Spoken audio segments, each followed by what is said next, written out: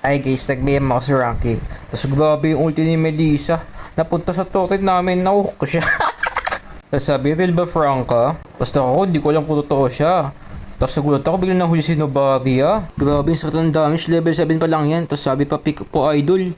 Mamaya guys, pagtapos ng game natin, makikita nyo yung build ko kay Franca. Basta wag kang kikindat. Ayan, nahuli tuloy si Kidlat. O baka loko alam ni J-Long ang live si Franca. Tapos parto, magte-teleport tayo sa baba. Gugulatin na lang natin si Iksha. Surprise! Inaya mo sa McDo tapos di ka bumili ng price. Aba, inaya ko naman B1. Tsaka mo ko ayayin kung yung puso ko hindi nasugatan. Tapos nagulat ako si Leo biglang lumabas. Pero in fairness, nasa pang KS. Tapos sabi pag nanalo daw, yeah, bigyan mo skin. Sige ba, basta ang bibig ko sa'yo na skin is chicken skin. Sim. Uy Frank, kayo tawa mo parang dolphin. Naiyak rin nila sa mukha. Tapos sabi, TV ka pa boy. Aba, sinabihan mo mataba. At dahil dyan, wala kang kawala.